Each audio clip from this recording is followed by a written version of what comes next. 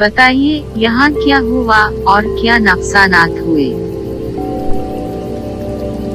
वहीं चट्टान तोड़ी की, कई जानवर जख्मी हुए, बहुत से जानवर और परिंदे बेघर हो गए। चलिए हम वहां जाकर देखेंगे। अफसोस, ये क्या हो गया? क्या हमारे दुश्मन यहाँ भी आ पहुँचे? यहाँ कोई पूछने वाला नहीं है। चालो भाई, आप क्यों खामोश हैं? मैंने हर मीटिंग में उस जुल्म के खिलाफ आवाज उठाई है, लेकिन हमारी बात सुनता ही कौन है?